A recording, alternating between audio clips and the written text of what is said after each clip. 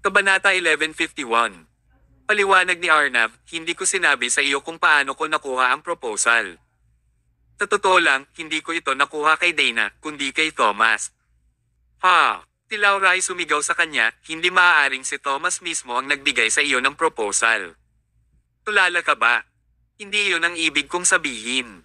Sinabi ni Arnav sa isang naagrabyado na paraan, akala ko kakampi ko si Thomas at isa siyang especially iyan na pinadala mo. Kaya mas pinili kong magtiwala sa kanya. Seryoso. Halos himatayan si Laura dahil sa galit. Paano posibleng maging especially iya si Thomas? Walang laman ba ang utak ni Arnav? Walang isip ka ba? Bakit mo naisip na kakampi mo si Thomas? Sabi ni Arnav, nang maparusahan si Diana, binayaran siya ni Thomas ng $5,000,000 at akala ko ikaw ang gumawa ng mga kaayusan na iyon. Gayun din, nakuha ni Thomas ang foreman ng Dream Network na pumirma ng kontrata sa kanya. Kung hindi siya isang especially iya, paano niya magagawa ang isang kumpanya na tumatanggap ng mga pamumuhunan mula sa pamilya Martin na sumang-ayon na pumirma ng isang kontrata sa kanya? Ano? Inilapat ni Laura ang kanyang kamay sa kanyang noo at siya ay nagbabadya ng isang bagyo sa kanyang ulo. Nagbayad si Thomas ng $5,000,000 para sa multa ni Diana, ngunit ninakaw niya ang mga bunga ng kanyang tagumpay. Si Laura ay hindi gumawa ng anumang kaayusan para dito.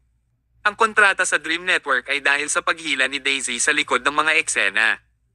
Walang kinalaman si Laura dito. Ngunit si Arnav ay sapat na hanggal upang hindi magtanong tungkol dito at naisip na si Thomas ay isang tao sa kanyang panig.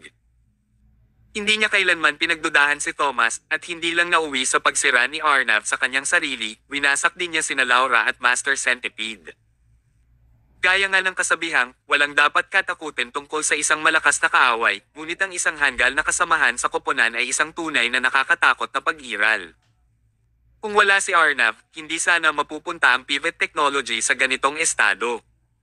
Talagang nagdulot siya ng maraming problema sa kanila. Sa sobrang galit ni Laura ay hindi siya nakaimik.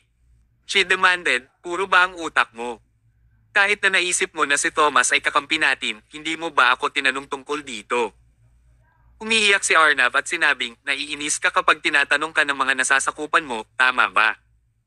Lahat ay gumagawa lamang ng mga bagay ayon sa iyong mga utos. Kaya hindi ako naglakas loob na magtanong. Kung ganoon, ano ang sinabi mo kay Thomas? Lahat. Ano? Sinabi ko kay Thomas ang lahat ng sinabi mo sa akin. Gumawa din ako ng mga pagpapalagay tungkol sa kung ano ang hindi mo sinabi sa akin at sinabi kay Thomas. Halos himatayan si Laura. Ito ay karaniwang kapareho ni Thomas na may kontrol sa bawat hakbang na ginawa ng pivot technology. Ang mga especially iya ay dapat na mga taong ipinadala niya sa panig ng kanyang kaaway upang maunawaan niya ang kanilang ginagawa. Ngunit sa huli, hindi lamang si Arnav ang hindi tumulong, ibinigay din niya ang lahat ng kanilang impormasyon sa kaaway. Sa katunayan, dinala pa niya ang maling impormasyon tungkol sa kaaway pabalik sa kumpanya. Walang silbi ang pag-iingat ng ganoong kalokohang kasamahan sa koponan. Tumayo si Laura at nakaramdam ng panghihina. Muntik na siyang mamatay sa galit dahil kay Arnav. Ang mga tao ay namamatay dahil sa lahat ng uri ng mga dahilan sa mundo. At ikaw Arnav ang unang mamamatay dahil sa walang isip mo. Kahit na ang mga zombie ay hindi susubukang kainin ang isang walang isip na katulad mo dahil wala kang utak. Iminuwestre niya ang kanyang mga subordinate. Ihagis ang hanggal na ito sa karagatan at ipakainan siya sa mga peteng. Nang marinig ito ni Arnav, sa sobrang takot niya ay binasa niya ang sarili. Sumigaw siya, huwag mo akong patayin. Huwag mo akong pakainin sa mga peteng. Ako ay humihingi ng paumanhin. Babayaran ko ito. Laura, gagawin ko ang anumang hilingin mo sa akin. Huwag mo akong patayin. Gagawin ko lahat ng gusto mo. Ngunit hindi siya pinansin ni Laura. She found it revolting with every second she stared at this walang isip. Tumalikod siya at naglakad papunta sa pinto ng bodega. Agad na sumugod ang kanyang mga nasasakupan sa bodega at binusalan si Arnav. Ang buhay ng lalaking ito ay malapit ng magwakas. Maaaring siya ay namamatay dahil sa kanyang kawalang isip, ngunit hanggat siya ay patay, iyon ay maayos.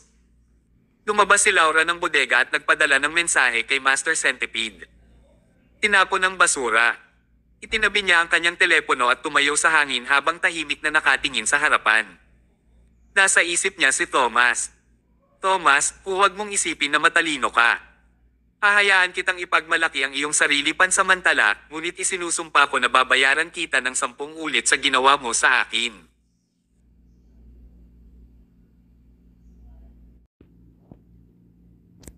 Kabanata 1152. Pagsapit ng umaga, narating ni Thomas ang kumpanya habang napapaligiran ng mga taong umiidolo sa kanya ngayon. Dahil si Craig ang naging numero unong allipiers ni Thomas mula sa kanyang orihinal na posisyon bilang kanyang kaaway, nang makita niya si Thomas, pinuri niya agad ito. Ang lahat ng Sterling Technology ay nasa ilalim ng kontrol ni Thomas. Kung magpapatuloy ito, maaaring magkaroon ng pagbabago ng mga may-ari ang Sterling Technology. Bumalik si Thomas sa departamento ng R&D. Bago pa man siya makaupo, nakatanggap siya ng nakakagulat na balita. Kahapon, isang mangingisda na nangisda ang nakakita ng bangkay na kinagat ng mga pitang. Nakilala na siya ng pulisya bilang mananaliksik ng Sterling Technology, Arnav Forrest. Sa huli, namatay si Arnav. Ngunit hindi iyon nakakagulat. Hindi makapaniwalang sinabi ni Craig. Nagtataka ako kung bakit nawala si Arnav nitong mga nakaraang araw, kaya pinatay siya ng mga piteng. Hindi, teka, bakit siya biglang pumunta sa karagatan? Nainis ba siya? Umiti si Thomas ngunit walang sinabi. Hindi na kailangang hulaan kung sino ang may kasalanan. Ito ay maaaring pivot technology lamang. Ang Arnav ay nagdulot ng napakalaking pagkalugi sa pivot technology na hindi ito masusukat. Walang paraan na matitiis ni Master Centipede at Laura ang kanyang pag-iral. Kumuha ng isang tao na pumunta sa pamilya ni Arnav at bigyan sila ng ilang mga regalo upang ipahayag ang ating pakikiramay. Bigyan din sila ng $500,000 bilang kabayaran. Transfer it from my personal account, mahinahong sabi ni Thomas. Kahit ano pa. Siya ay naging kasama ni Arnav sa loob ng mahabang panahon at nakakuha siya ng malalaking benepisyo mula sa kanya. Ngayong namatay na siya, normal lang sa kanya na hawakan ang mga resulta. Nag-thumbs up si Craig sa kanya. Ganyan ka, 8, Ginoong Thomas. Ikaw ang tunay na modelo ng ating henerasyon. Tinangunahan niya ang mga tao na pumalakpak para kay Thomas. Umiling si Thomas bilang pagbibitiw. Napakahusay ng mga kakayahan ni Craig sa pag-butter ng isang tao. Magsisimula na lang siya kaagad na mantikilya ang mga tao sa tuwing may pagkakataon siya at gusto na siya ni Thomas na tanggalin ngayon.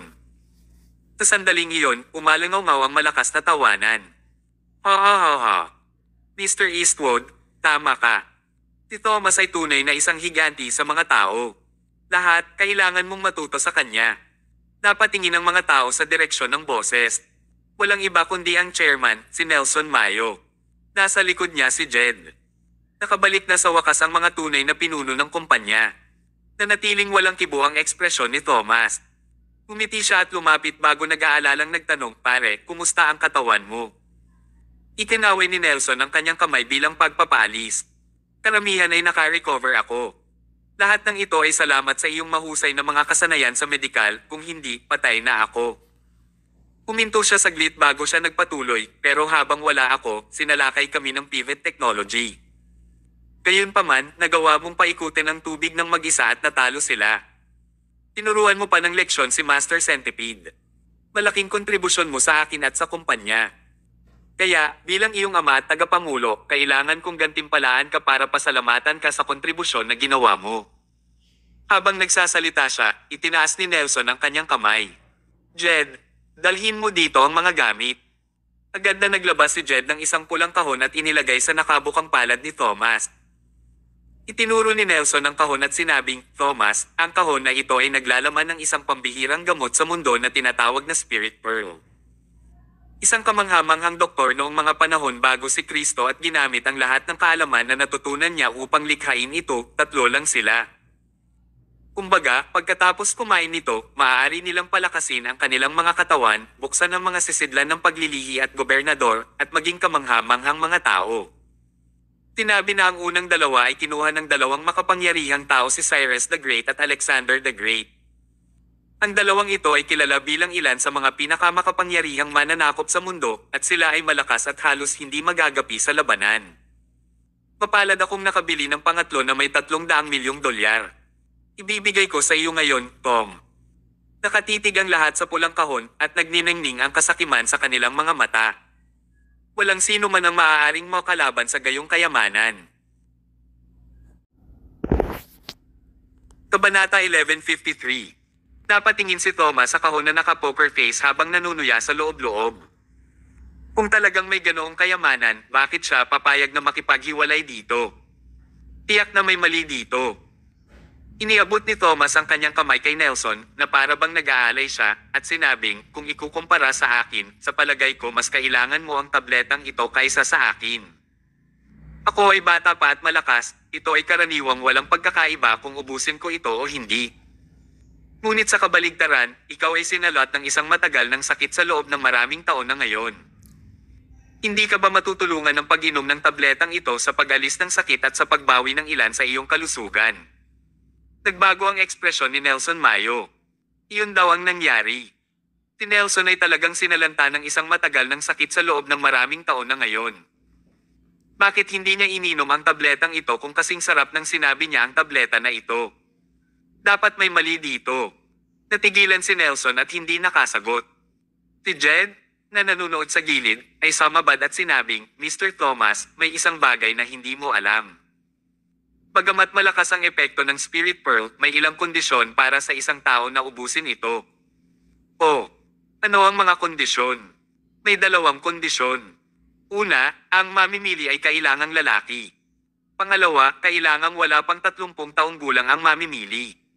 Nakahinga ng maluwag si Nelson at agad na sinabi, mahigit na ako sa 40 taong gulang nang makuha ko ang Espiritong Perlas na ito. Ito ay pinaka-nakapanghihinayang na hindi ko ito ubusin. Hey, malalaman ng sino mang nakarinig nito na bullcrap iyon.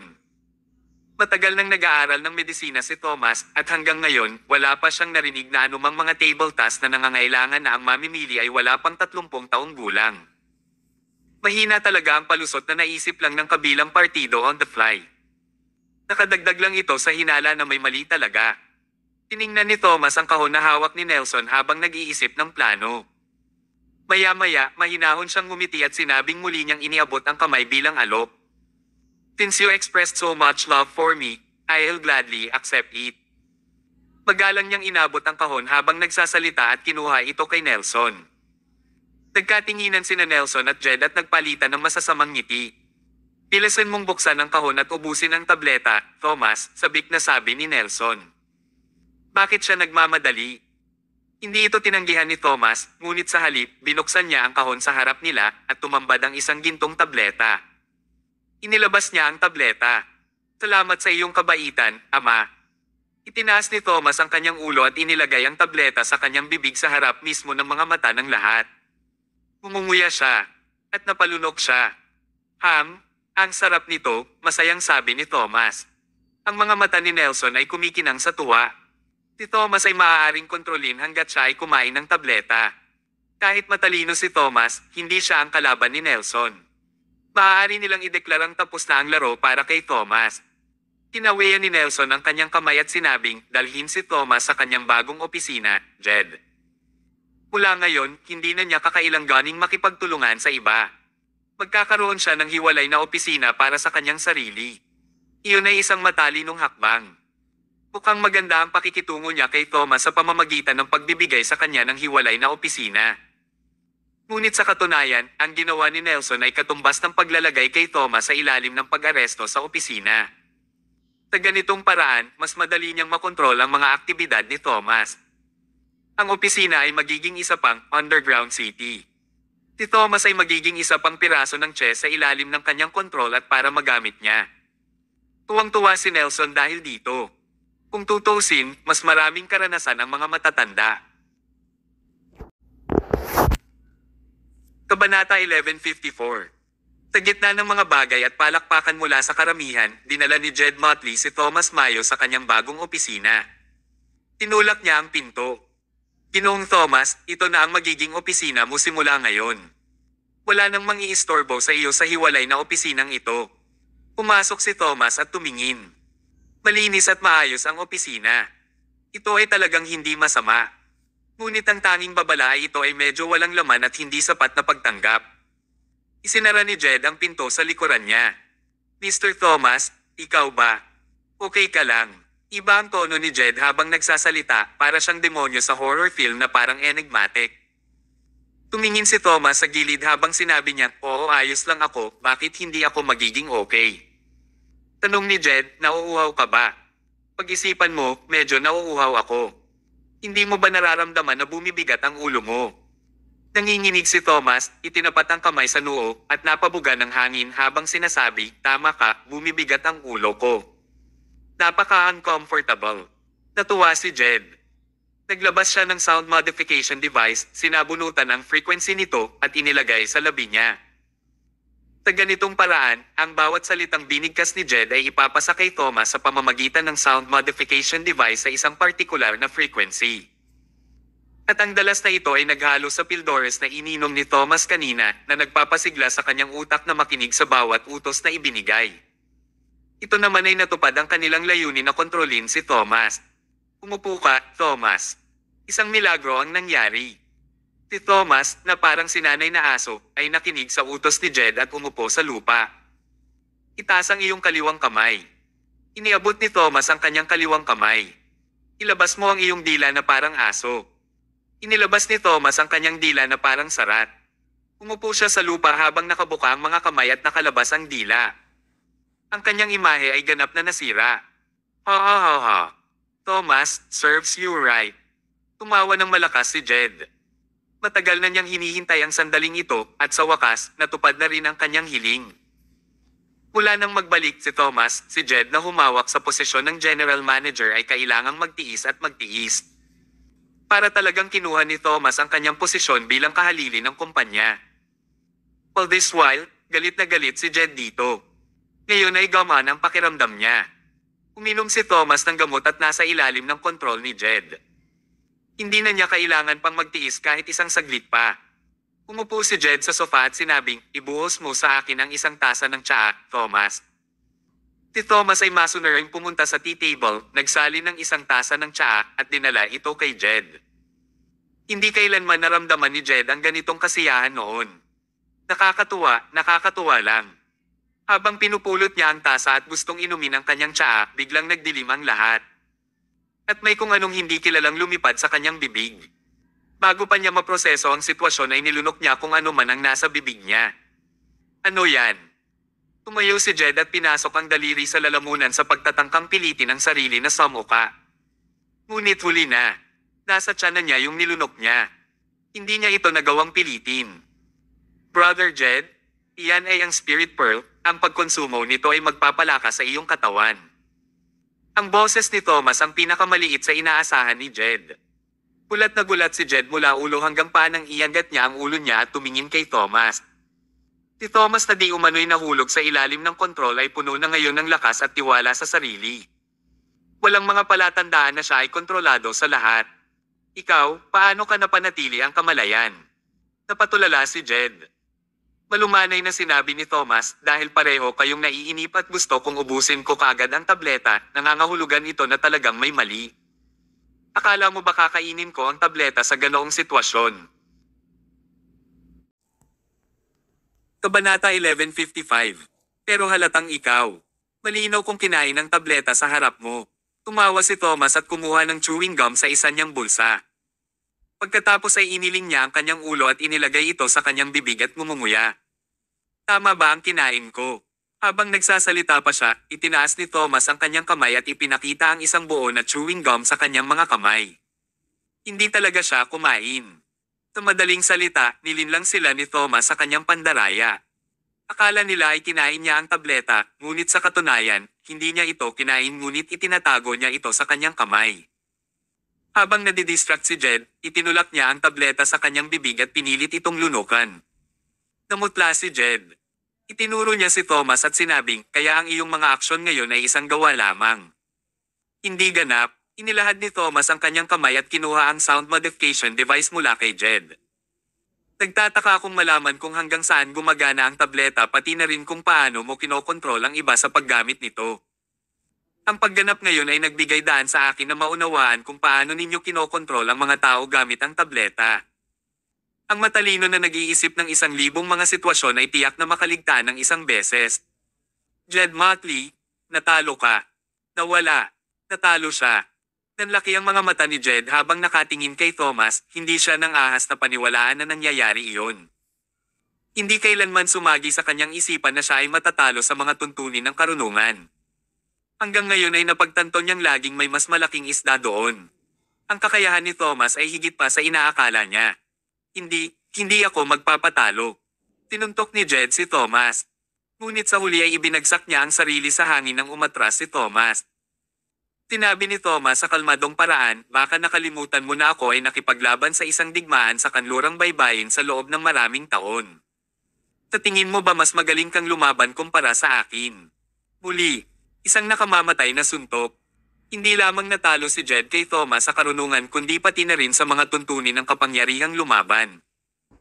Hindi na kailangang sabihin, pabayaan ang isang Jed, kahit 10 Jed o 100 Jed ay hindi maaaring maging kalaban ni Thomas.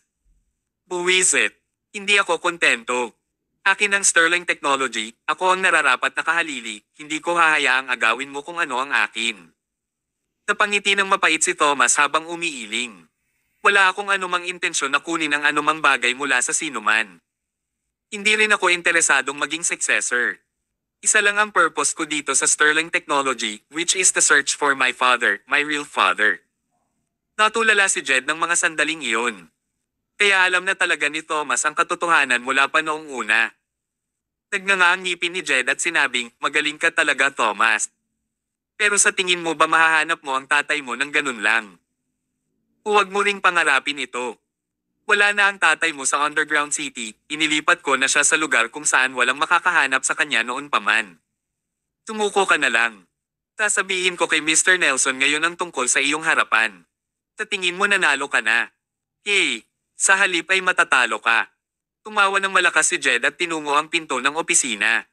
Umiling si Thomas at mahinang sinabi, Jed Motley, hindi ka ba nauuhaw? Hindi mo ba nararamdaman na medyo mabigat ang ulo mo? Ito ang tinanong ni Jed kay Thomas kanina. Ngayon, inuulit ni Thomas ang mga salitang iyon sa kanya. Si Jed ay nakatayo doon, nakaugat sa lugar. Nakaramdam na siya ng uhaw at talagang mabigat ang kanyang ulo. Pinagmasdan niya si Thomas habang inilalagay ang sound modification device sa harap ng labi niya. Ikaw, anong gusto mong gawin? Takot na tanong ni Jed. Tumawa ng masama si Donald at malamig na sinabi, Jed Motley, sumayaw ka sa lobby. Basag. Naluwag ang tingin ni Jed. Oo, Master. Kabanata 1156. Ang mga empleyado ay nagmamadaling pumasok at lumabas. Lahat ay nababalisa gustong tapusin ang kanilang mga gawain. Pip, huminto ang elevator sa ground floor. Pumukas ang pinto at lumabas si Jed Motley. Nakita niya ang walang laman na tingin sa kanyang mukha. Magandang araw Mr. Motley. Magalang na bati ng lahat ng nakakita kay Jed. Tinagot ni Jed ang bawat pagbati sa nakaraan kahit na ito ay isang maikling tugon. Pero ngayon, may kakaiba sa kanya. Parang zombie si Jed. Isinandal niya ang katawan niya at napapikit siya habang naglalakad. Natuon ang atensyon ng lahat sa kanya. Ano ang mali kay Mr. Motley? Hindi ko alam pero medyo kakaiba siya. Ayos ka lang ba, Mr. Motley? Pinag-uusapan ng lahat ang kasalukuyang sitwasyon. May mga sumigaw pa kay Jed pero hindi man lang ito tumugon. Dahan-dahan siyang naglakad at nakarating sa gitna ng lobby. Uminto si Jed at para siyang nag-transform sa ibang tao. Nagsimula siyang mag-grooving sa harap ng iba at bop energetically. Napatulala ang lahat ng naroon.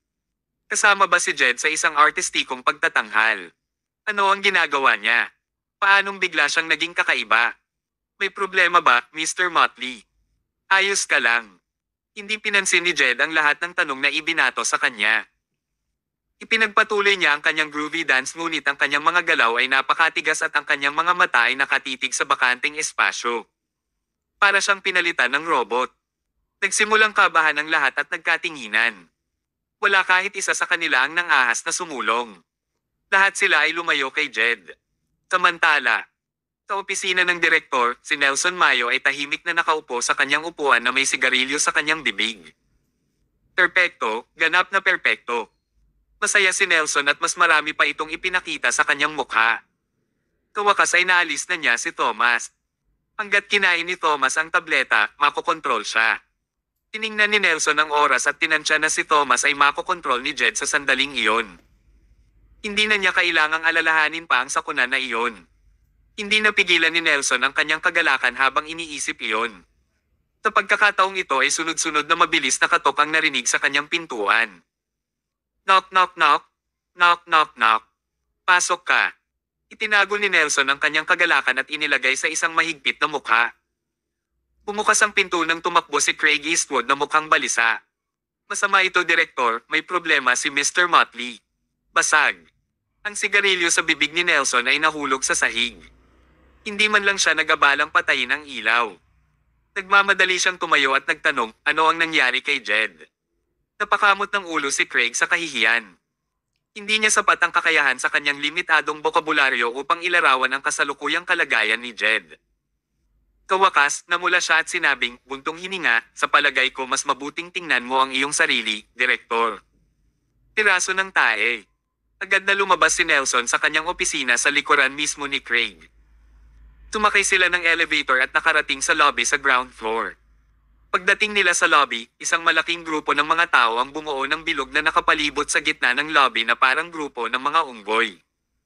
Ang tanong ano iyon na nakakabighani. Gumawa ng paraan, nandito na ang direktor. Sunod-sunod na naghiwa-hiwalay ang mga empleyado. Naglakad si Nelson sa gitna ng karamihan at nakita niya si Jed na malakas na bumubulusok sa unang tingin niya. Anong ginagawa mo, Jed? Malakas na sigaw ni Nelson. Kabanata 1157. Karaniwan, si Jed ay matatakot na manigas, agad yumuko, at humingi ng tawad. Pero hindi man lang sumagot si Jed, para bang hindi niya ito narinig at nakatutok lang sa pagsasayaw. Jed Motley, tigaw ulit ni Nelson Mayo na wala namang nagawa. Pakiramdam niya ay may mali, kaya pinagmasdan niya si Jed ng 2 minuto. Napansin niyang napakatigas ng galaw ni Jed at nakatingin siya sa bakanteng espasyo.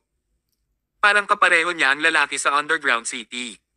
Ito ang resulta ng pagiging kontrolado pagkatapos ng pag-inom ng tableta. Ang tanong, walang dapat may hawak ng droga maliban kay Nelson mismo. Marunong si Jed sa larangang ito kaya imposibleng ubusin niya ito mismo. Ano ba talaga ang nangyari? Tahimik na lumabas si Thomas sa sandaling ito na parang walang nangyari at kusa siyang nagtanong. Ano ang problema ni Mr. Motley? Kanina lang kami nagkukwentuhan at nagtatawanan sa opisina ko. Bakit siya nabaliw sa isang kisap mata?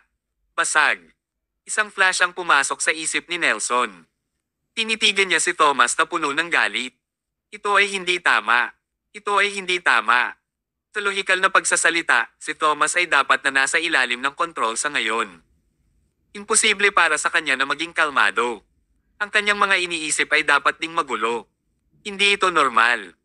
Normal lang ang dapat baliw, ang hindi dapat mabaliw sa hindi inaasahang pagkakataon ay naging ganoon na lang. Lahat ng nangyari ay ganap na taliwas sa inaasahan. Mayroon lamang isang paliwanag, hindi kumain si Thomas ng tableta ngunit sa halip ay gumamit ng isang tiyak na pamamaraan at nilinlang ang lahat. Pagkatapos ay pinakain niya kay Jed ng gamot habang hindi niya namalayan. Pagamat hindi niya alam kung paano ito ginawa ni Thomas, hubad na sa kanyang mga mata ang katotohanan. Si Thomas talaga ang gumawa nito. Bastos. Tinitigan ni Nelson ang mga butas kay Thomas, ang galit sa mga mata. Pagamat hindi siya gaanong nagsalita, kitang-kita ang galit ni Nelson sa kanyang tindig at tindig. Tumingin si Thomas kay Jed ng mahinahon. Pareho silang nakalok ang mata sa isa't isa. Matagal nang nasa larangan ng digmaan si Thomas. Naramdaman niya ang halatang pamatay na aura at nakasusuklam na galit mula kay Nelson. Gusto talaga siyang patayin ni Nelson. Ngunit paano niya magagawa iyon? Nanatiling kalmado si Thomas at sinabing, pare, sa palagay ko ay hindi nagagaling ang sakit ni Mr. Motley sa lalong madaling panahon. Bakit hindi tayo kumuha ng doktor para sa kanya? Yay! So binalak niyang magpanggap na walang alam ha. Galit na galit si Nelson. Malinaw na gawa iyon ni Thomas ngunit ang pagngangalit sa publiko ay hindi pinag-uusapan. Kung ang bagay na ito ay magudyok ng higit pang kaguluhan, ang mga bagay tungkol sa underground na lungsod, droga, at pagkontrol sa iba ay malalantad. Hindi lamang mawawala ang kanyang reputasyon sa isang iglap, maging ang nais niya sa lahat ng ito ay lilipad ng hindi maabot. Magtiis. Kinailangan niyang tiisin ito. Kinagat ni Nelson ang kanyang mga ngipin at sinabing, tama si Thomas, magpa-doktor ka kaagad. Kailangan nating kontrolin ang kalagayan niya. Nagsalita si Craig sa wrong timing. Si Ginoong Thomas mismo ay isang doktor tama. Ang kanyang mga kasanayan sa medikal ay kilala rin. Bakit tayo maghahanap ng doktor kung meron naman dito? Nasabi niya lang iyon bilang friendly reminder. Ngunit sino ang nakakaalam? Sigaw ni Nelson kay Craig, humihingi ba ako ng opinyon mo? Sabi ko magpa-doktor ka na lang. Bakit ang dami mong yayakap? Umalis ka na. Sa sobrang takot ni Craig ay muntik na siyang umihi sa kanyang pantalon. Ang direktor ay karaniwang nagsasalita sa malambot na paraan. Higit pa rito, palagi siyang kalmado at hinahawakan ng mga bagay ng may pasensya. Bakit iba ang ugali niya ngayon? Yes sir, kukuha po ako agad ng doktor. Hindi nang ahas si Craig na ipagpaliban pa ito. Agad siyang tumalikod at umalis. Napatingin si Nelson kay Jed na sumasayaw pa rin, sa kanya sinulyapan si Thomas. Hindi siya kumibo ngunit halata sa kanyang mga titig ang intensyon ng pagpatay. Nakakaloka. Kabanata 1158. Wala pang 10 minuto, dumating na ang doktor sa pinangyarihan. Binigyan niya si Jed Motley ng isang shot ng sedatives bilang pansamantalang panukala. Pagkatapos ay dinala siya sa ospital sa isang stretcher. Tinundan ito ni Nelson dahil hindi siya nang ahas na maliitin ang bagay na ito. Nitiigang naghintay si Nelson ng 2 oras sa ospital. Kawakas, lumabas ang doktor na may mga resulta. Paano ito? Tanong ni Nelson. Puntong hininga, lahat ng mga panloob na organo ni Mr. Motley ay nasira sa isang tiyak na antas. Naaga na rin ng droga ang utak niya. Ang swerte talaga niya na buhay pa siya. Ngunit, magkakaroon siya ng demensya sa hinaharap. Hindi ko matatanggap ito. Hindi natanggap ni Nelson ang mga resultang ito. Pero ano ang magagawa niya kahit tinanggihan niya ito? Napabuntong hininga ang doktor. Tayong mga tao ay hindi kayang lumaban sa tadhana. Mr. Nelson, mangyaring tanggapin ang katotohanan ito. Napaupo si Nelson sa bakal na bangko sa kawalan ng pag-asa. Ang 2 kamay niya ay nasa ulo niya. Pulang-pula ang mga mata niya at hindi niya napigilan ang pag-agos ng luha sa pisngi niya. Paano ito nangyari? Upang makitungo kay Thomas, sinadya niyang dagdagan ang konsentrasyon ng gamot ng 3 beses sa normal na halaga.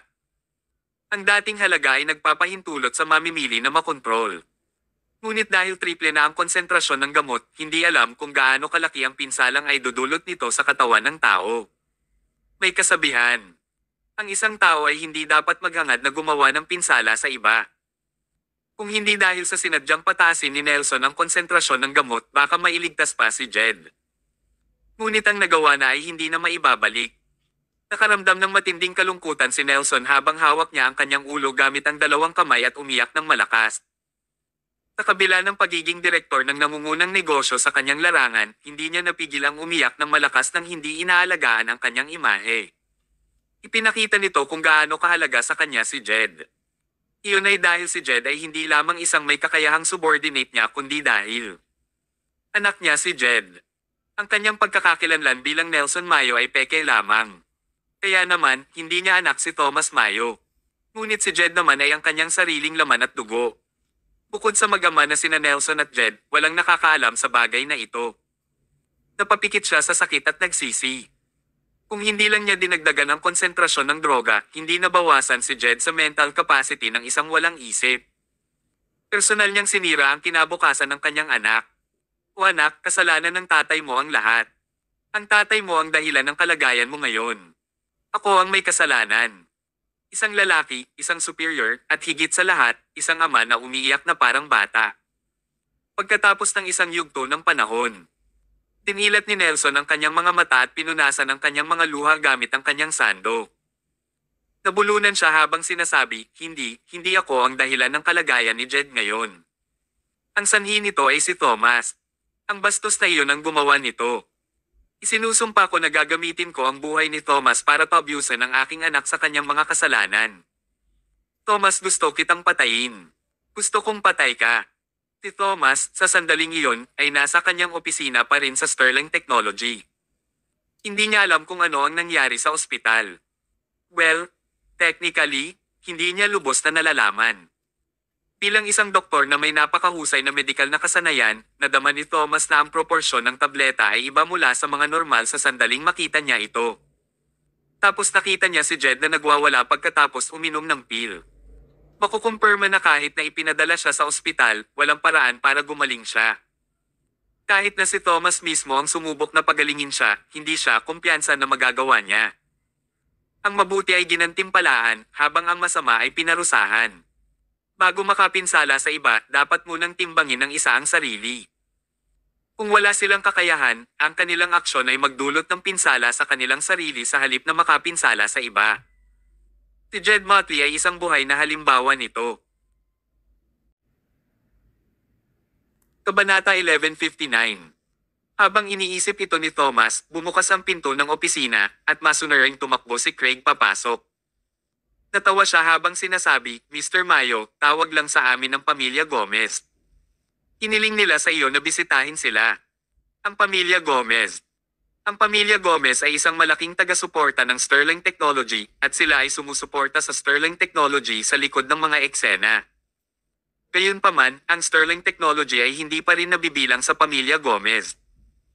Ang pamilya Gomez ay nagbigay lamang ng tulong at tumanggap ng bayad bilang kapalit, kaya't wala silang karapatang gumawa ng anumang pagsasaayos tungkol sa mga kawani sa Sterling Technology.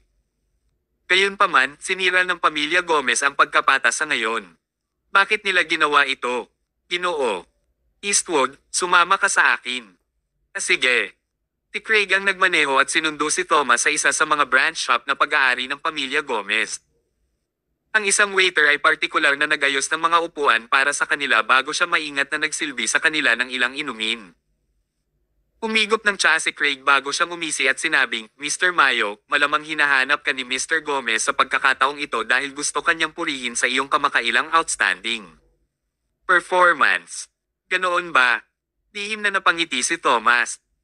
Mula sa kanyang dalawang nakaraang komunikasyon kay Nicholas sa pamamagitan ng telepono, naramdaman niya na si Nicholas ay isang napakamakasariling tao. Pupurihin ba niya si Thomas nang walang dahilan? Parang imposible iyon. Habang naghihintay ang dalawa ay biglang pumasok sa pintuan ng isang binatilyo na may salamin. Nang makita ni Craig ang taong iyon, natakot siya kaya agad siyang napaupo. Mamulong siya kay Thomas, Mr. Mayo, mag-ingat ka.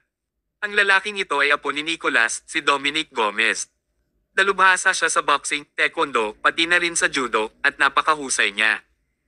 Karaniwan siyang gumagala ng walang ginagawa. Gumagawa siya ng kaguluhan sa wala at pinahihirapan ang lahat. Malas ang sino mang makakilala sa kanya. Nang marinig ito ni Thomas ay tumawa siya.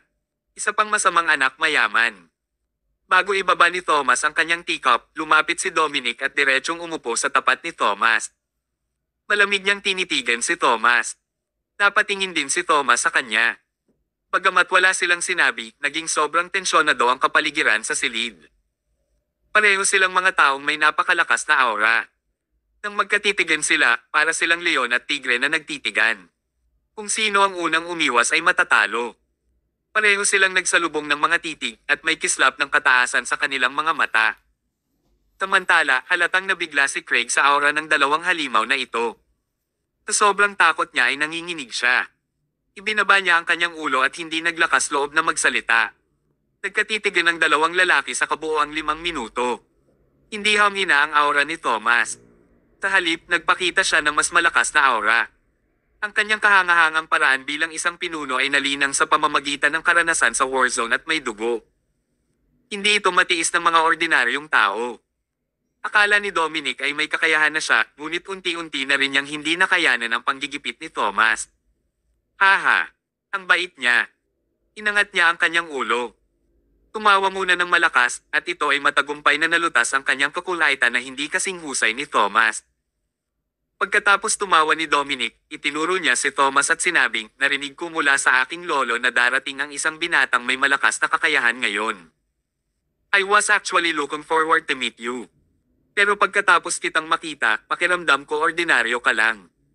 Nang magalit si Thomas ng ganoon, mahinahon niyang sinagot, on strong people can feel the presence of other strong people.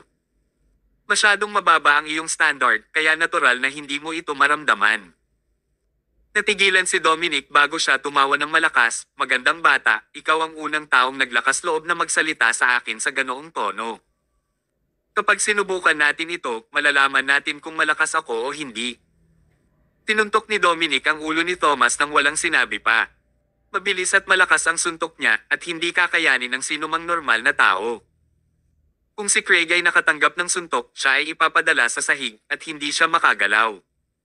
Ngunit paanong ang Diyos ng digmaan ay magiging lubhang mahina? Sa harap ng agresibong welga, kumpiyansa na iniabot ni Thomas ang dalawang daliri at agad na pinigilan ng mabangis at malakas na suntok ni Dominic. Ang pagkakaiba sa pagitan nila ay malinaw na makikita. Kabanata 1160. Buzz. Kumpiyansa na ibinato ni Dominic ang kanyang suntok, ngunit hinarang siya ni Thomas gamit lamang ang dalawang daliri. Agad siyang nakaramdam ng hiya. Dapat malaman na ang lakas ng kanyang suntok ay maaaring pumatay ng isang baka, ngunit hindi niya nagawang talunin ang dalawang daliri ni Thomas. Halatang halata kung sino ang mas malakas na tao. Pinawi ni Dominic ang suntok niya, pero hindi pa rin siya kumbinsido. Gusto niyang maghagis ng isa pang suntok. Gayunpaman, bago siya kumilos, walang pakialam na sinabi ni Thomas, sa tingin ko mas mabuting sumuko ka na. Tinusubukan mong gumawa ng isang maling hakbang upang linlangan ako na tumalikod sa kaliwa bago mo ihagis ang isang suntok sa aking dibdib. Pero sa oras na gumawa ka ng maling galaw mo, baka masapak na kita at himateyan ka. Ano? Napatulala si Dominic. Agad siyang tumayo, idinilat ang kanyang mga mata at tinitigan si Thomas na para bang nakatingin sa isang halimaw. Tao ka ba o multo? Nahirapan si Dominic na paniwalaan na talagang nahulaan ni Thomas ang kanyang mga iniisip. Ang kanyang pamamaraan ba ay hinulaan ni Thomas bago pa man siya gumawa ng kanyang hakbang? Umalaklak si Thomas at sinabi niya, "It's actually very simple.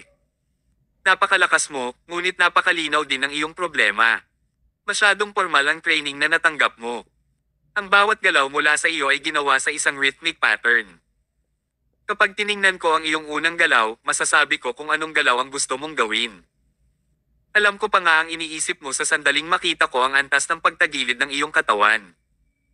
Napakadaling makipag-away sa isang taong tulad mo dahil ang iyong memorya ng kalamnan ay hindi nagpapahintulot sa iyo na gumawa ng anumang mga pagbabago sa iyong mga pamamaraan. Kaya madali kang basahin." Napalunok si Dominic. Ano ba naman? Siya ay hindi ka panipaniwala. Nag-practice si Dominic ng mga diskarte mula sa iba't ibang martial arts at nakatagpo na rin siya ng hindi bababa sa 70 eksperto. Gayunpaman, hindi pa niya nakilala ang sinumang tulad ni Thomas na may hindi inaasahang kakayahan. Ang lalaking ito ay eksaktong parang isang halimaw. Magalang na yumuko si Dominic at binago niya ang kanyang mayabang na ugali. Magalang niyang sinabi, "Mr. Mayo, ang iyong mga kasanayan ay namumukod tangi. Ipinakita ko lang ang aking mga kakayahan." Bahagyang kumaway si Thomas. "Natututo lang kami sa isa't isa. Hindi mo kailangang isa puso." Sa pagtingin sa kanilang mga mukha, si Craig ay tila nalilito. Hindi ba sila kumilos ng mayabang at mukhang malapit ng lumaban hanggang kamatayan? Bakit bigla silang naging magalang sa isa't isa? Masyadong mabilis magbago ang ugali nila, tama ba? Hindi maintindihan ni Craig ang mga ganoong nangyari sa pagitan ng mga manlalaban. Ngunit, hindi ito naging hadlang sa paghanga niya kay Thomas. Nagawa ni Thomas na kumbansihin si Dominic at gawin siyang masunurin sa ilang pangungusap. Paano magagawa iyon ng mga normal na tao? Si Thomas ay hindi ka panipaniwala. Sa pagkakataong ito, naglabas ng singsing si Dominic sa kanyang coat at ibinigay kay Thomas. Itinago ito ni Thomas at nagtanong, "Ano ito?" Sabi ni Dominic, "Nabanggit mo sa aking lolo sa telepono noong huling pagkakataon na gusto mong kilala niya ang iyong pagkakakilanlan at katayuan sa Sterling Technology. Ang singsing na ito ay ang pagkilala para sa iyo. Ang mga taong may singsing na ito ay ang mga taong kinikilala ng aking lolo. Sa hinaharap, anuman ang problemang nasasangkot ka, ang pamilya Gomez ay magbibigay sa iyo ng tulong. Gayunpaman, hindi ka dapat maging masaya ng maaga. Sa tuwing may tutulungan ng pamilya Gomez, inaasahan namin ang cash reward. Tulad ng kung paano patuloy na nagbibigay ng tulong ang aming pamilya sa Sterling Technology ngayon. Iyon ang dahilan kung bakit komplementaryong ibinibigay ni Nelson ang isang malaking halaga ng pagkilala bawat taon." Haha! Lihim na napangiti si Thomas. Ang kanyang mga aksyon ba ay hindi katulad ng paghingi ng bayad sa proteksyon? Ito ay mukhang marangal, ngunit ito ay talagang paile at maliit. Tila walang nagawang mabuti ang tinaguri ang tatlong pinakamalaking pamilya. Itinago ni Thomas ang singsing. Salamat sa kabaitan ni Mr. Gomez. Aalis na ako. Pagkatapos magsalita ni Thomas, tinapos niya ang pag-inom ng tsaa, tumayo siya, at umalis. Agad na sinundan ni Craig ang kanyang mga hakbang ng masunurin at hindi siya nang ahas na humiwalay kay Thomas. Nang makapasok na sila sa sasakyan, malungkot na nagsalita si Craig. Kakaiba yung Dominic na yan. Kailangan lang niyang ibigay sa amin ang singsing. Bakit niya ginawang tense ang atmosphere? Takot na takot ako. Bahagyang umiling si Thomas at sinabing, sa tingin mo ba madaling makuha ang singsing? Kung ngayon lang ako natalo kay Dominic, hindi ko makukuha ang singsing at hindi natin malalaman kung nakaalis ako ng buhay. Ha? Nakakatakot ba yon? Ano sa tingin mo? Napalunok si Craig at nakaramdam siya ng takot. Nakabutihang palad si Thomas ang taong nanalo o mawawalan siya ng buhay ngayon. Inapakan ni Craig ang accelerator at pinaalis si Thomas. Sa pintuan. Nang makita ni Dominic na malayo ang sasakyan ni Thomas, ipinasok niya ang dalawang kamay sa kanyang mga bulsa at bumulong sa sarili. Thomas, hindi ka talaga masama. Sa oras na ito, isang matandang lalaki na may puting buhok ang lumabas sa pintuan sa likuran niya. Ipinatong niya ang kanyang kamay sa balikat ni Dominic at sinabing, bakit? Ikaw si Mr. Gomez na palaging iniisip na ikaw ay walang talo. Sumuko ka rin ba sa kanya? Kumunat ang noo ni Dominic. Gusto niyang pabulaanan, ngunit sumuko pa rin siya sa huli. Ngumiti siya ng mapait at sinabing, Lolo, kailangan ko ng sumuko sa pagkakataong ito. Hanggat narito si Thomas, maaari lang akong pumangalawa sa mundo. Ang unang lugar sa mundo ay walang kapalaran sa akin. Ang taong nakatayo sa likuran niya ay si Nicholas Gomez, ang kasalukuyang pinuno ng pamilya Gomez. Malinaw na nakita ni Nicholas ang lahat ng nangyari kanina. Inaplos niya ang kanyang balbas bago siya nagpatuloy sa pagtatanong, Dominic, aling panig sa tingin mo ang dapat kong sakupin sa kompetisyon sa loob ng Sterling Technology? Dapat ba niyang tulungan si Nelson o si Thomas? Umalaklak si Dominic. Hindi rin. Dapat mong hayaan silang lumaban sa isa't isa habang sinasamantala natin ito. Sa huli, ang kanilang mga kakayahan ang magpapasya kung sino ang makakaligtas sa labanan. Ang walang kakayahan ay nararapat na mawala ang lahat.